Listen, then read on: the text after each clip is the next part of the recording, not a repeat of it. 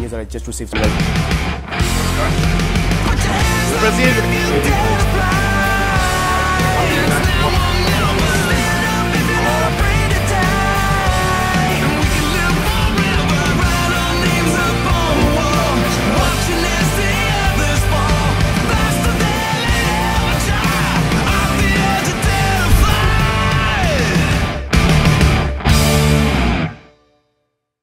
because of the love we have for the sport, we always end up looking at how do we make it better, you know? It's just like your children, you know?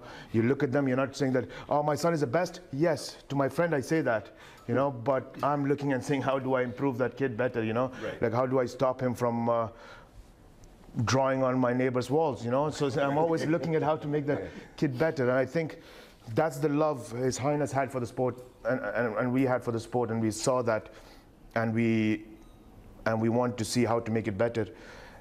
And believe me, we went all in. We sacrificed everything else that would come with it, the good, the bad, the opinions of the people, the political situation, the cultural issues, what the community is going to think, what the MMA world is going to think, what the sports world is going to think, what the media is going to look at it. Who are we? We're from the Middle East. It's the son of our king. He's a royal. All of that things that is attached to it, but the goal was a tunnel vision, and that's to improve MMA, you know. So it's really personal that for me, from that day onwards, it was till death, the sport is what's so important, you know. So traveling to 29 countries, today we sit here and we are looking at that world record, and I'm saying that I don't know how to thank everyone, you know, because what His Highness has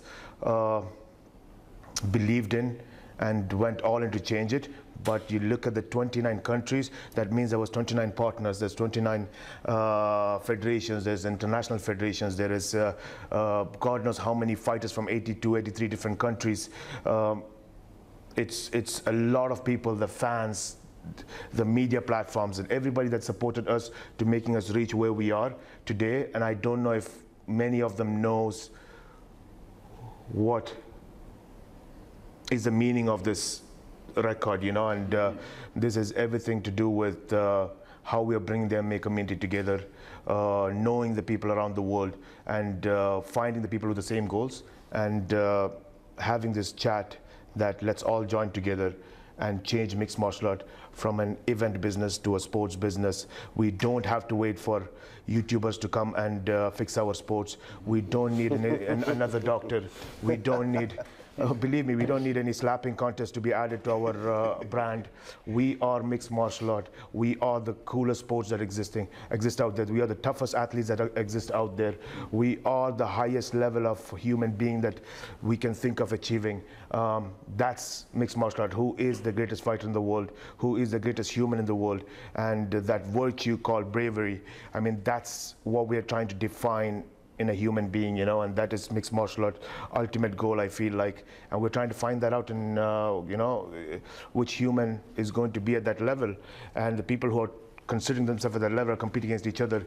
But how can we make this into a sports business? How can we make this into an industry where everybody's united under one roof? And that's why we travel to 29 countries. That's why we have built some of the most important things through Brave Combat Federation. This 29 countries means that we showed in the past 7 years how to build athletes into superstars, regardless of creed, sex, color, nationality, marketability, or language, doesn't matter. We can create superstars. Today you look at the world of bantamweight, you're seeing the Ultimate Fighter champion, you're looking at 2-division IMMAF champion, or you're looking at the upcoming ONE FC's bantamweight championship fighters. All are born from Brave Combat Federation. You look at the upcoming UFC 249 that's going to be happening in Abu Dhabi. You look at the main card and you're seeing Gamza Chimaev, Muhammad Makaev, Johnny Walker, Ikram and Islam fighting in the main event in Abu Dhabi. But I also think that signifies two things. One, the star building power of Brave Combat Federation, and how we have created stars, and that showcases at one of the biggest events that's going to happen in the year for mixed martial art is having the main card, of which 4 of them are Brave fighters and 1 was the ex-KHK fighter. All of them in the main card. But also that signifies one thing. Why is a UFC event in the Middle East and having 5 fighters that wasn't brave? Because it shows the largest market share we have in the Middle Eastern territorial region. Right. And at the same time, they think that lack of knowledge of cultures, they think sometimes that when I look at the athletes that is competing in this region for a long time, they feel like those are the athletes that the region really appreciates. You know, maybe it is today, but that does not mean that those are the highest valuable athletes from the region. You might have Arab fighters who could be a bigger draw from the region, but it's impossible to know every culture unless you go on the ground, meet the people, talk to the people, and spend time there. Whether it's the countries like India, Pakistan, Colombia, South Africa, Kazakhstan, we had to be there on ground. Right. And we did that. So the star building power is something we've understood how to do it. And it's not just telling stories. We actually went, understood the culture, went on ground, met the people, and actually activated every possible way you can think of. And that's something that I believe Brave Combat Federation has really showcased by traveling to 29 countries and globalizing the sport of mixed martial art. But at the same time, there is no organization in the world today that can compete or be close to Brave Combat Federation when it comes to the contribution towards the amateur development of mixed martial art, towards the development of sports, towards the development of creating a stronger governance in the sport of mixed martial art. In 7 years, since day one, the president of International Mixed Martial Art Federation, Kirik Brown, he says that the day that IMMAF came to Bahrain and was hosted the Brave International Combat Week for the first time is the day everything changed for the organization. The day the organization became legit. The day the people that competed believed that I think this is not just a competition, this is what I want to do in my life and my careers. And Nkosi is one of the biggest examples, who was one of those individuals who saw that magnitude of how big this competition was and realized that this is not just another sport event, this is the future, you know. And he really believed that, and a lot of athletes, a lot of federations, a lot of organizations and people that was there at that event realized that this is not just another sporting event, this is not just a national taekwondo competition that's happening, you know, this is something big. And that was the biggest glamour we've seen in combat sports world championships at amateur level in any combat sports that existed, whether it's wrestling or anything else. But that also didn't happen without traveling around the world, because we've held 3 world championships in Bahrain. We also did the first team versus team competition. Now that the world is thinking, yes, now we understand what it means to have country versus country. You know, this is so important. And you're seeing so many organizations from Europe and outside Europe now trying to create Ireland versus UK, X versus Y, because it makes sense. It makes a lot of sense today to do that. But when we did that, it was not just about country versus country, but it was also about making sure that how can we give back to the federations? How can we give back to the international federations? That was the key. So that was the first time national federations around the world had the opportunity to be part of a competition and be paid for it. And that was very significant for us as well. So I can go on speaking about Brave and not let you guys speak anything, but what I was saying was, this is a journey of Brave Competition that we are all part of, and I really want to thank you guys for being there from the beginning all the way in. And I can't just say that just being part of the team because it's a job for all of us. I don't mean in that way. I know that although it's a job for all of us, this journey was more than that for us, and you guys being there with me, with His Highness Shahid, with Brave Combat Federation, as the job that people see on television, to all the way to helping us from making this actually happen, from negotiating for hotel deals or managing with fighters' weight cuts and making sure that you sneak out of hospital to come for events to make. I mean, it's been crazy. I mean, there's been so much stories, but today it's about mixed martial art. Today it's about to tell people that all this was done for the sake of mixed martial art, and we're just getting started. This is the beginning of a record that is being set to say that this year, 2023, the year of change, we're going to go out there and say that Let the world fight for who's number one, number two. Let the world spend money on competing about who can pay more for getting an athlete signed to them. Let them all fight for that while we are going to be going out there and changing the world and bringing a new model that's going to completely bring in a new era for the sport of mixed martial art. And that sport is what we want to talk about. And I really know that every time I sit with you guys and talk to you guys, it's always a fun chat because it's 4 different directions how you guys have met mixed martial art, dated mixed martial art, and took it out for dinner, and eventually where you are with the sport, you know, and where do you want to see your life together, you know. So it's a day that I want to take that opportunity to speak about it. And I know that we were just talking before the start of the podcast that we are almost like second generation in mixed martial arts, that we saw the coolness. I mean, we saw what the sport is, and we were like, I want to be part of that, you know. But then we're looking at guys like Kirik, Karlos. Ground level. I mean, just want to really dig into that and know that part of the world where you didn't know what mixed martial art was. You saw it.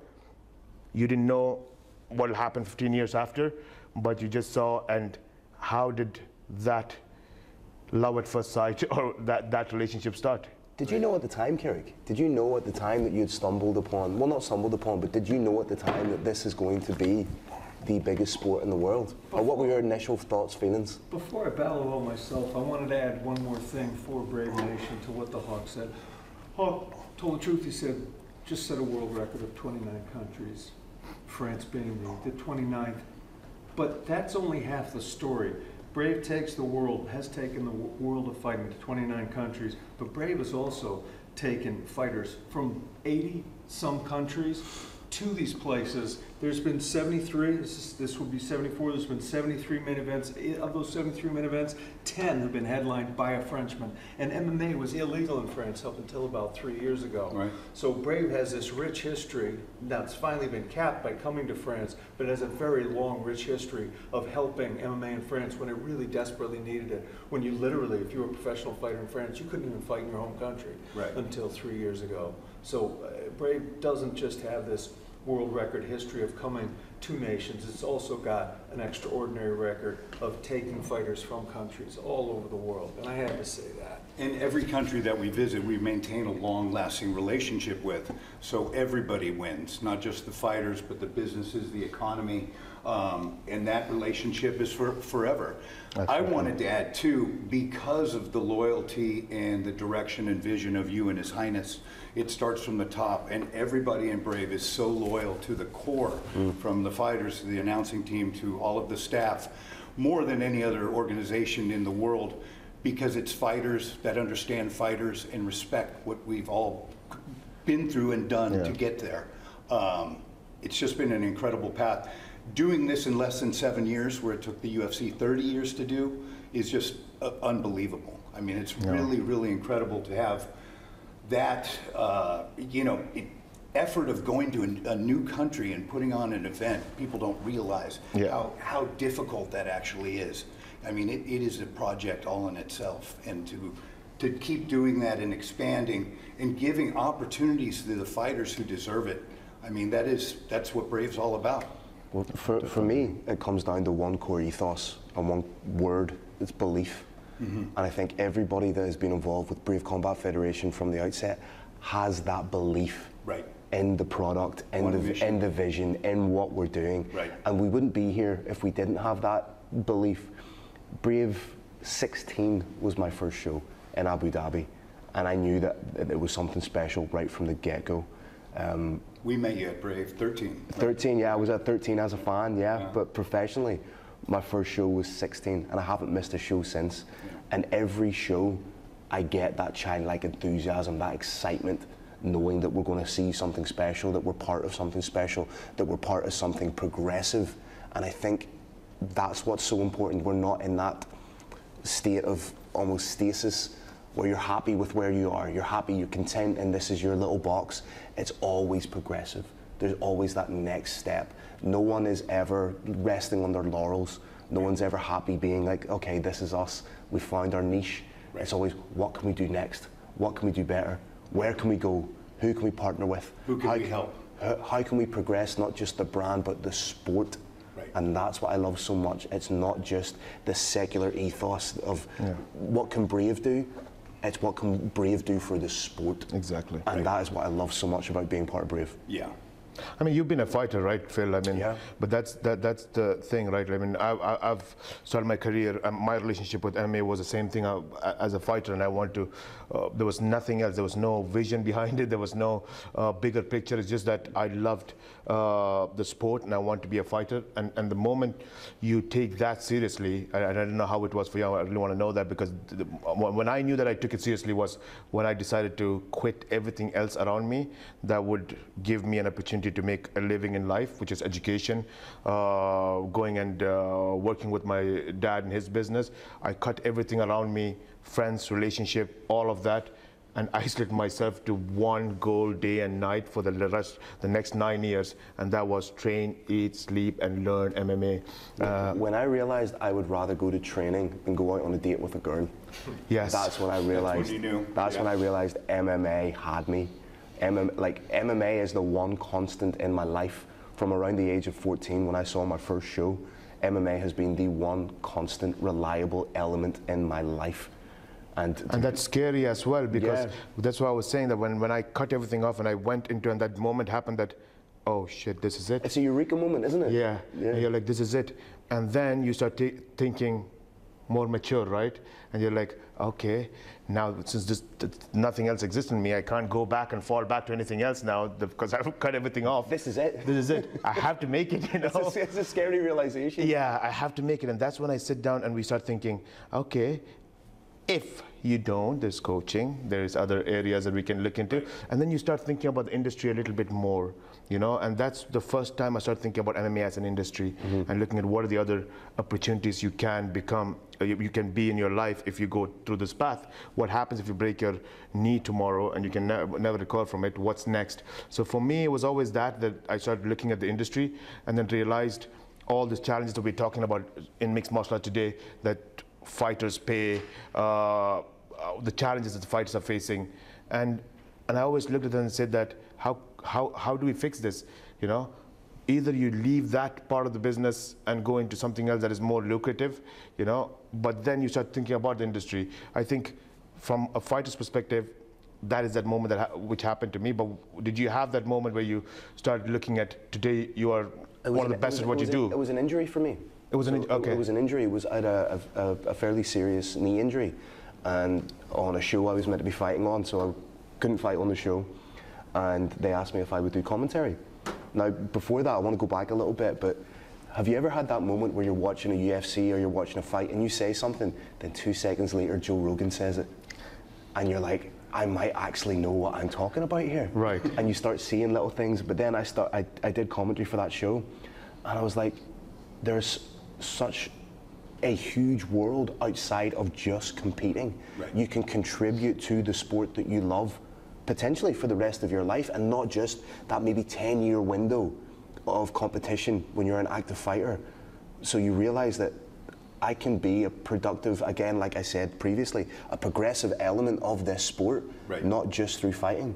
And that for me was so gratifying. And now that, without blowing my own trumpet, I think I'm a pretty good commentator. So now to be able to do that consistently, contributing to MMA, that blows my mind, man. Right, full circle right That's there. crazy, Yeah. absolutely crazy. And the thing I think with Brave as well, we've talked about, no one brands their fighters better than Brave. Our marketing department, I mean, everybody, every story that we have is incredible. We really go into the lives of these men and women and show the sacrifices that they've done, their families, the you know, injuries, how they've worked through it all. Yes, real people. We really go in depth, and our video team and our production team is just on another level. So I do want to give them as much credit always as we can. You just open the internet, you're going to find stories about the fighters, and we don't care how, you know, how popular they are, how huge they are, but we will get them that exposure. And that's mixed martial art, right? Like there's so much stories out there.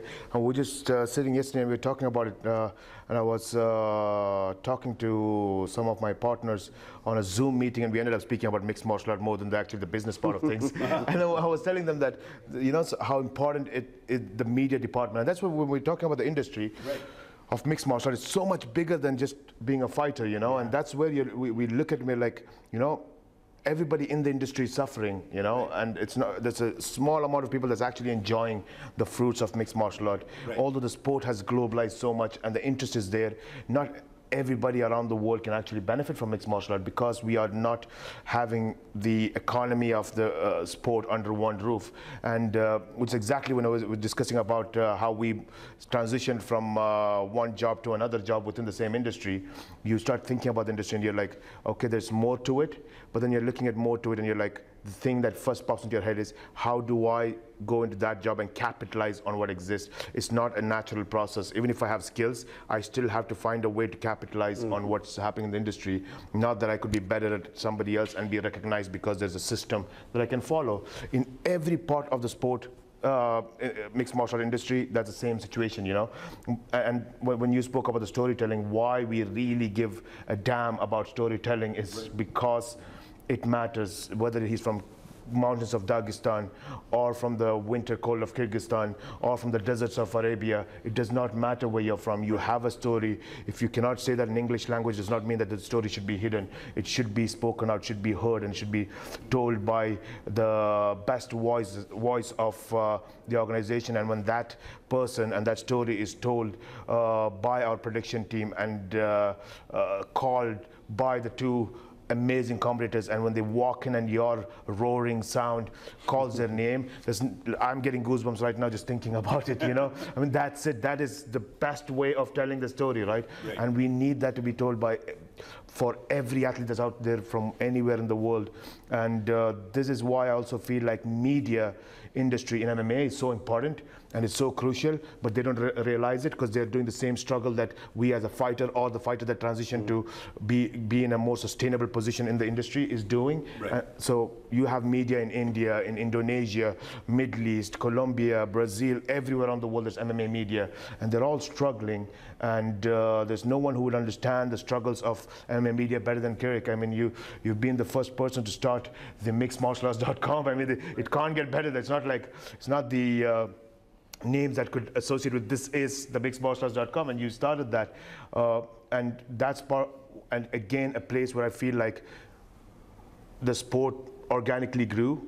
And the mixed martial art media industry didn't need the mainstream media or mainstream sports media, and they had their own industry built. But not everybody can really have a living out of it because they don't have a structure. They have to focus on that one Miss Universe brand that exists somewhere else and try to get that story out there, which you can never get because the people around that in that country is the first ones to get those stories, and you're only being able to take that story and translate it into your language.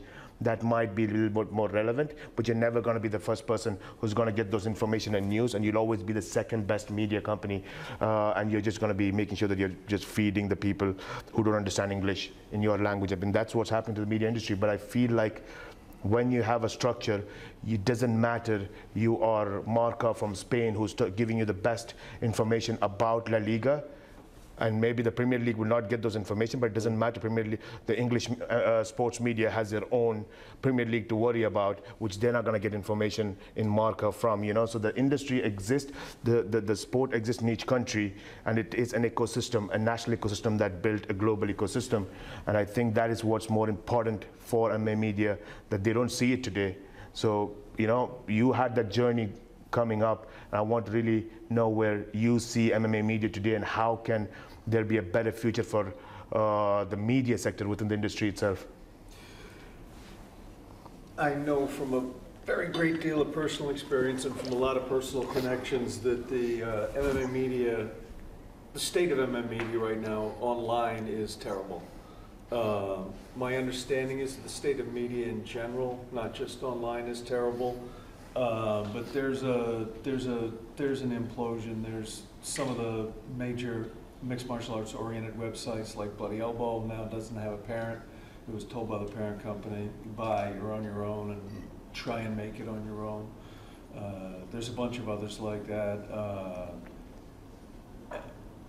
It's an interesting time. About 10 years ago, a bunch of venture capital came in, about more, 13 years ago, a bunch of VC came into the sport, a bunch of guys wanted to get involved in MMA. They bought a bunch of properties, try to do this and that with it, but revenues are down right now, and it's a very challenging market right now.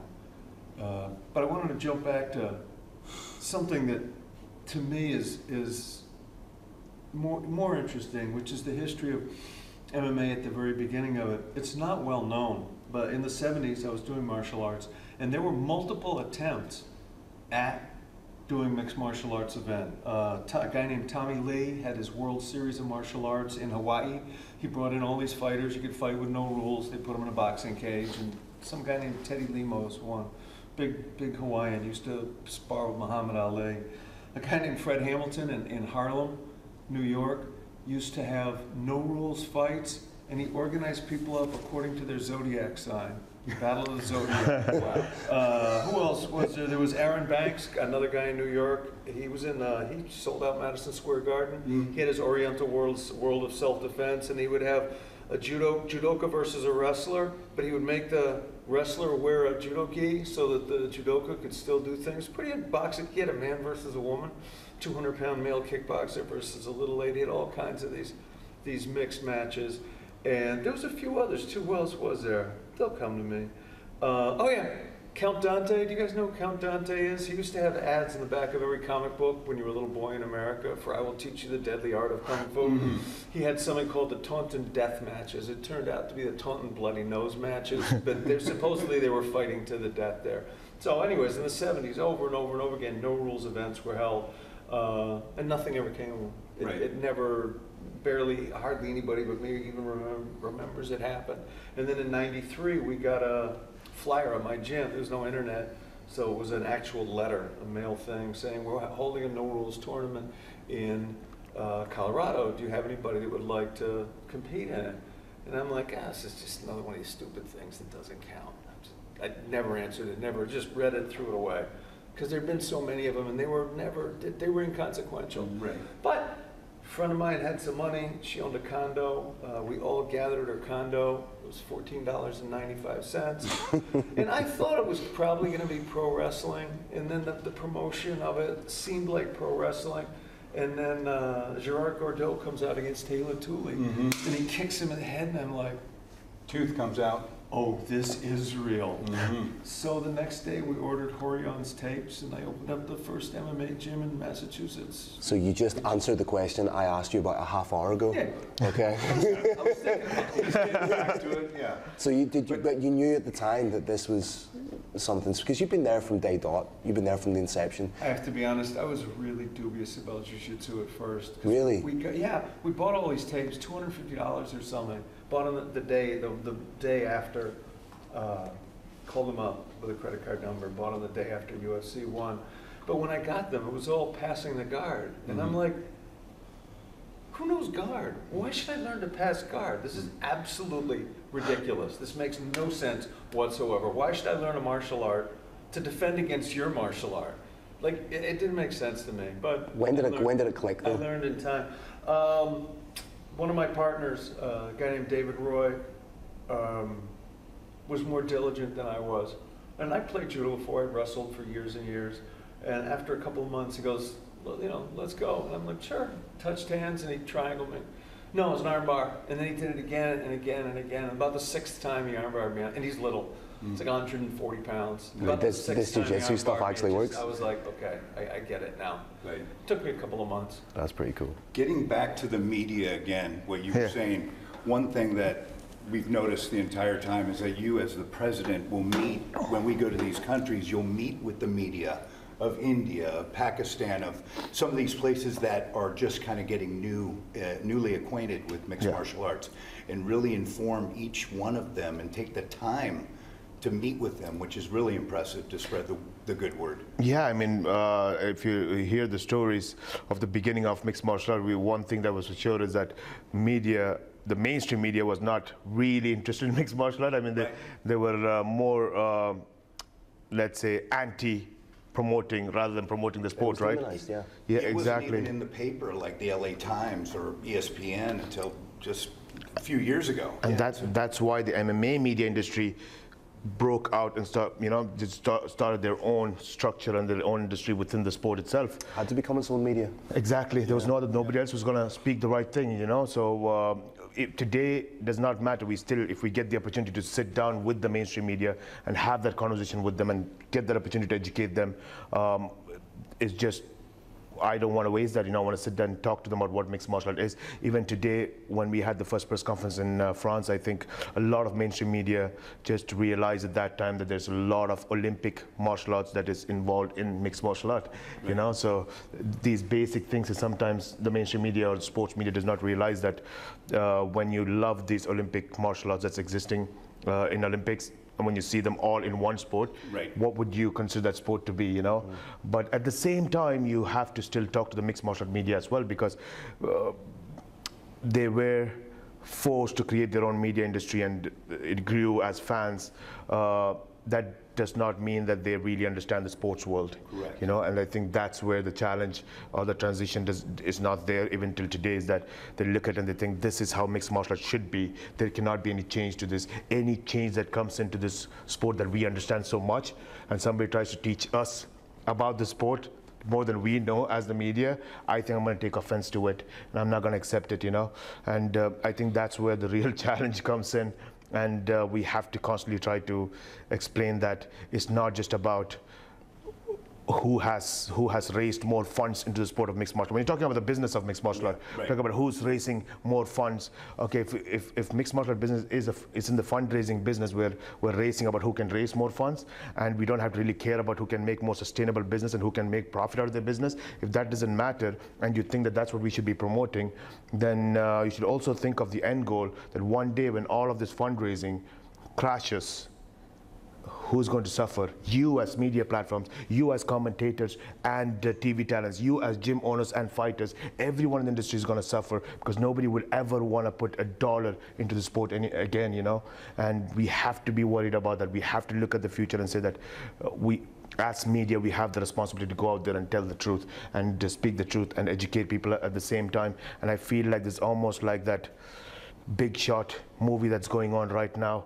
There's this one guy, and I think I forgot the actor's name also, but sitting there and calculating of where we are looking at the economy going to fall down, and somebody's realizing it, but nobody's actually believing that person, and I feel like that's the situation we are in as Brave Combat Federation. How important is it for you to not just engage with the media, but also engage with the likes of dignitaries and political figures when it comes to educating people in the sport of MMA?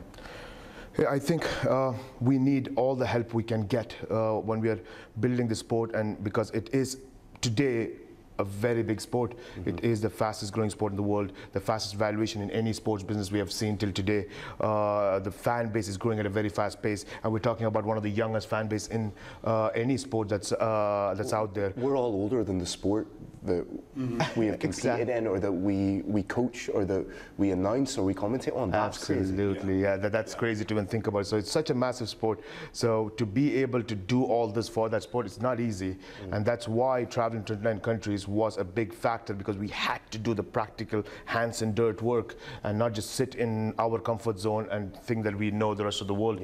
That's what we're not doing, So when we go to each country, we had to bring everybody together, and everybody does not mean just the MMA Federation, but also the sports authority of the countries. Try to bring the government on board, regardless of the sports authority. We want the head of countries, if possibly can, to understand the sports and see what the value mixed martial art can bring outside of this amazing entertainment, this amazing highest quality of athletes competing against each other. Take all that aside, but mixed martial art is one of that sport that had the values of what boxing once upon a time had.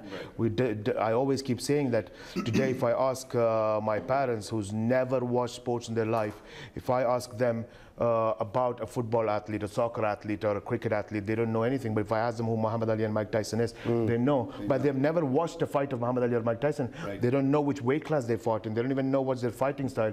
But they remember their quotes, they remember who they are, they have stories about these people. Cultural significance. Because of the sport of boxing was global sport. It could be blended anywhere in the world. And MMA today is that as well. We have the opportunity. The sports values a government, a country can get from mixed martial and boxing, it's unbelievable. Unfortunately, boxing is dead. Unfortunately, we need celebrities to come and save our sport, and that's the structure we are in. And trust me, 20 years from today, if we don't change mixed martial art industry, we don't create a different model, we don't stop people from just looking at raising funds and exiting until the company collapses. Instead of that, looking at creating a model that can bring the sport to a sustainable, economic, profit-making businesses, we are going to face that same problem that boxing had, and we will. I'm not saying mixed martial will die, because boxing is not dead as a sport. It still exists. Right. Tomorrow you can have the most exciting person who have all the attention of the world come and box, regardless of knowing anything in boxing. It still works, you know. Same thing in mixed martial art. You can have freak shows, and it will still sell tickets. It will still sell sponsorships and TV rights, but that does not mean the sport is surviving. Right. We are talking about purely based on the sport. And if you look at mixed martial art today, you will never see an organization outside of UFC that has started the sport. You're not going to see another organization that's out there who's actually making profit. Right. You know, their annual P&L, you look at it, they're all on loss, but they're like, oh, we're raising so much fund, we're competing on who's going to spend the most amount of money to buy an athlete. So when we have the sports values identified and we bring the government on board with that, and we go to countries and speak to this at the government level, sports authority level, they understand that, okay, we need to support the sport from a different perspective. And it's all part of building a stronger foundation for the economy.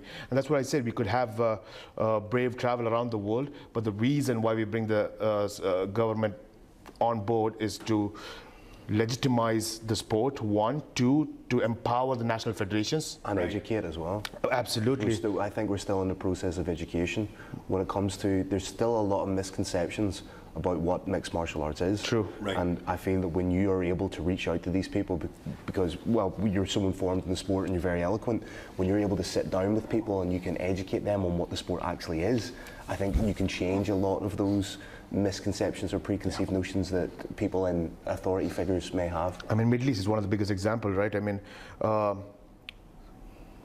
there was nothing that made mixed martial art what it is today before Brave entered the region. The mixed martial art events did happen in Middle East. There was mixed martial art promotion in Middle East. There was investment from Middle East into the likes of UFC. Yep. But you didn't see the explosion of the sport because everybody was scared to put the face out there. And then 2016 September, you see the birth of Brave Combat Federation, and His Highness Sheikh Khalid go in front of the whole Middle East and say, mixed martial art is the sport and we're going to change it globally. Right. And he brings the likes of Khabib and Islam to the country, introduces them to the world of Gulf region, and everybody's understanding who these athletes are. At the same time, the promotion is globalizing every aspect of it, seeing the tough athletes like Khabib and Islam's, having a promotion that is globalizing the sport and becoming the largest exposure platform for a country. Today, Brave Combat Federation is the sporting jewel for the Kingdom of Bahrain today. There's no other sports media property in the Middle East today that has done what Brave Combat Federation has done. So you're looking at the business side, you're looking at the talents, and then you're looking at the world coming into the country and affecting the economy of the country, from tourism to retail industry to trade relationships to bilateral relationships, and even most importantly, foreign direct investments coming in through sports. Right. And we're looking at all that impact. And we're saying this sport is special. And then you look at 2016 all the way to today, and you look at what happened in the Gulf region when it comes to combat sport, not just MMA, but if you look at boxing and MMA together, everything's happening there. October this year, you're even having the combat games happening in Saudi Arabia. 15 combat sports. We didn't have combat games since 2013, I think. 13 or 14 was the last time it happened, and it's back again. So GCC is the new hub for combat sports, and everything is happening in this region, and that comes down to educating and not the MMA fans. There existed the MMA fans, but you had to go at the higher level and educate them, and they're actually seeing the difference, and I think gradually everybody else is going to see that difference, and that's what we want to do with Brave. And do you feel a sense of responsibility that you have to, not have to, but it's kind of incumbent upon you to educate these people that are in authority figures on the sport? 100%. I mean, as a responsibility, I think, yeah, for sure, right? I mean, that's why His Highness named this organization Brave, because we have to do something that many organizations are not going to be willing to do. Yeah. Right. Not many organizations are going to be brave enough to take a Chechenian-based Swedish fighter to fight the main event in India, and I keep saying that because it does not make any sense. You know? It worked out all right though in the end. In the end of the day, he turned out to be Gamza Chimaev, right? So, Yeah. so nobody's brave enough to do that, but nobody's brave enough to take an organization and travel to 29 countries. Right. And it's not easy, like you said, you know, but in all the ways. And that's why when I started this podcast, and I was thanking you guys, because you guys didn't do just what people see you guys do. You've been with us to these countries. You've been with us suffering and challenging countries where some of the times we didn't even know if the shows could happen, you know, and we still pulled it out, you know, pulled it through together, you know, and all of us played a part, whether it's setting the tables or managing the things that we've never done before, or just taking over different roles, you know, just to make the event happen.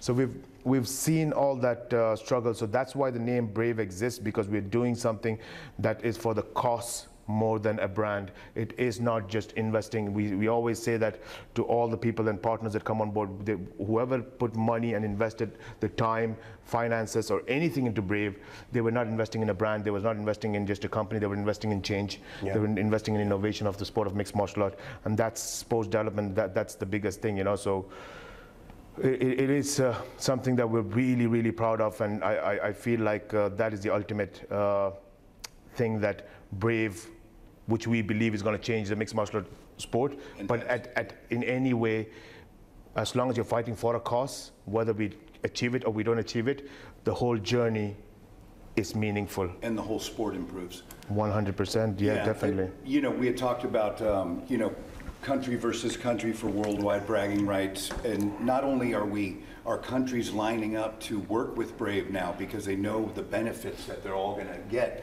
of this relationship, but the pride when a fighter is fighting for more than themselves, more than their family, but now they're fighting with their nation's flag on their back. Yeah. That's why I think you see, and their loyalty to His Highness and yourself, that's why you see a huge difference from a Brave fighter from anyone else you'll see. If you look at any other organization, you can always tell the Brave fighter. Hamza Chimaev, like we talked about, Luana Pinheiro, Johnny Walker, I mean, they're all a different breed of fighter and will literally fight to the death. Yeah, I mean, if you think about it, just us. Benoit Saint-Denis is one of the greatest illustrations of that. He fought at the weekend in the UFC. He cut his teeth in Brave. He made his name in Brave. He is the definition of a with your sword or on your sword kind of fighter. Absolutely. And that just speaks the volumes to what you're saying.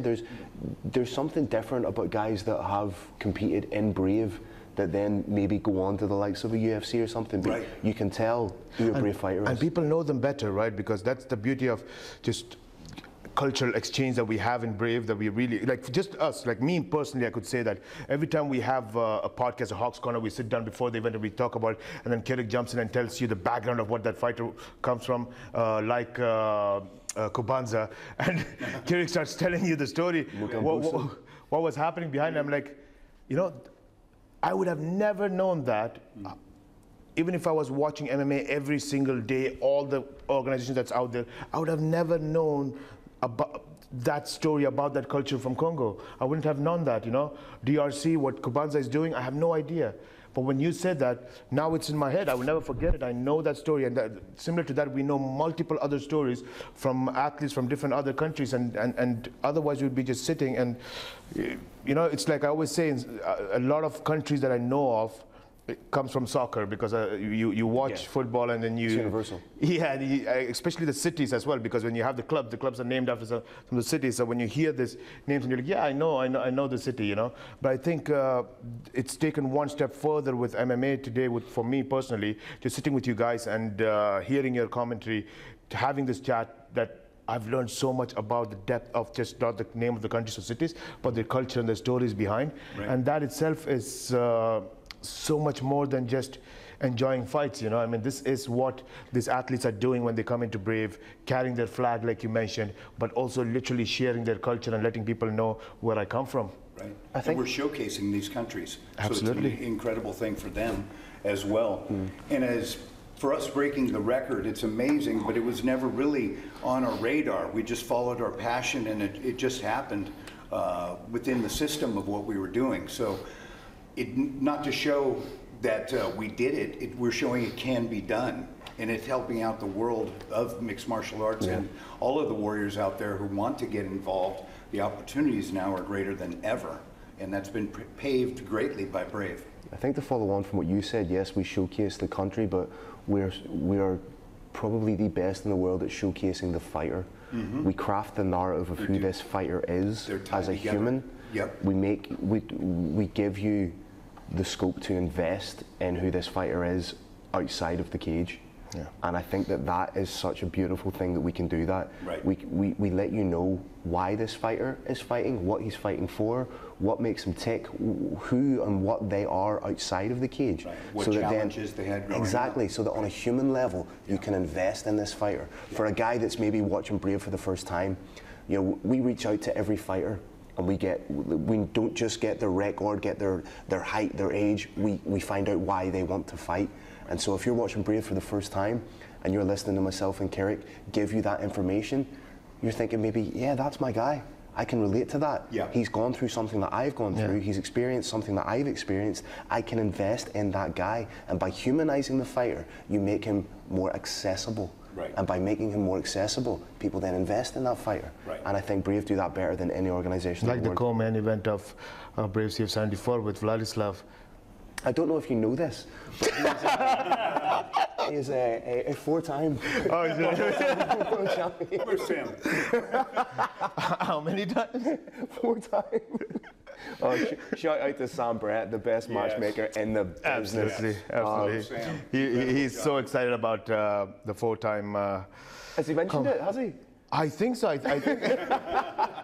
I felt like I've heard this before. Oh, I love that guy. But again, little things like that make you. He's not just a 6-0 fighter with 3 finishes. Yeah. He's a 3-time European champion, a 4-time world champion.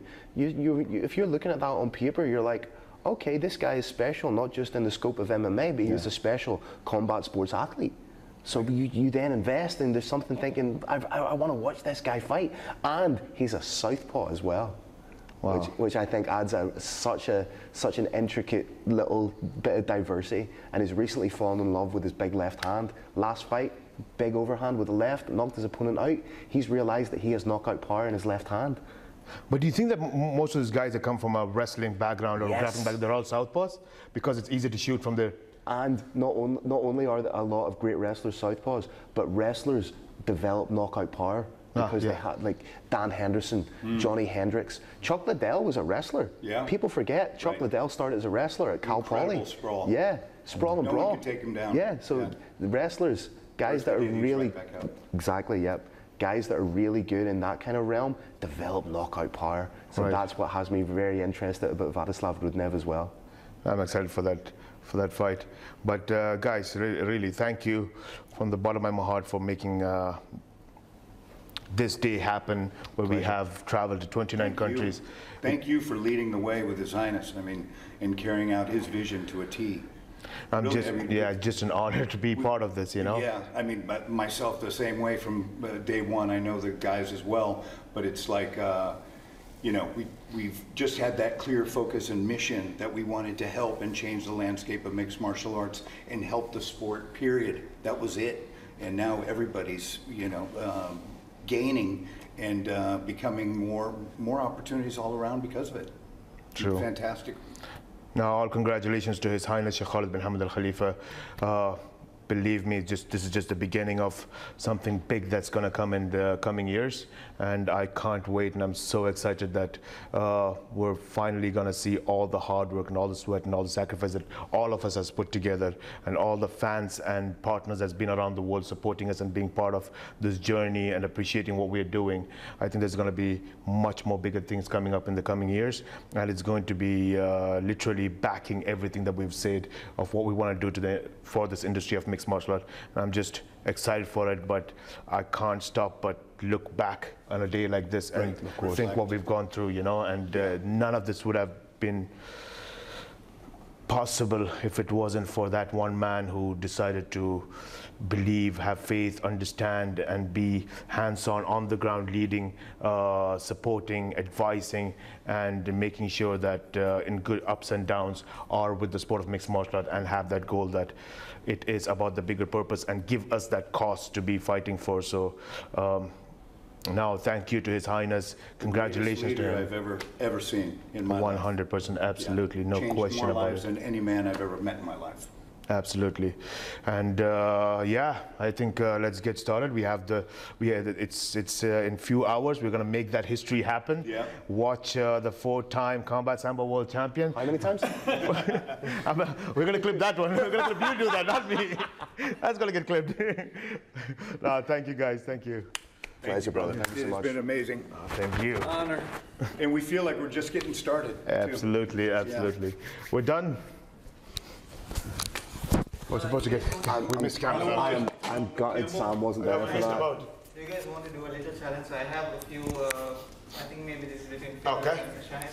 So, football clubs in France, their logos without the text. Okay. I think you might get it.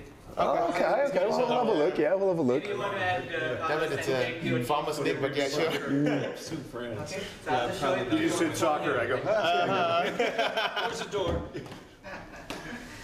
So I'll just show it on my phone here, and Yeah. whoever gets it first, obviously, it's a best Oh of shit, five. we can't miss the Nance logo. If there is, damn it. Oh, I would miss it, yeah, because I don't know. We should look at it. We should look at that one. Don't tell me you know. no, I don't. Yeah, Okay. good. Okay, first one coming up. Okay. PSG. Oh, who's faster? Yeah. Come on, you should have told me that. He did. Oh yeah, he did. Oh come on, I missed that one. Okay. Marseille. No, I'm just kidding. It looks like Atletico Madrid. Monaco. Oh damn it, yeah. But it's not. It's in France. Nantes. Not. 2-1, right. Marseille. Lyon. Lille. I hope that's how you. Okay. Decided. Lyon. Leon. There we go. The comeback. thank you guys.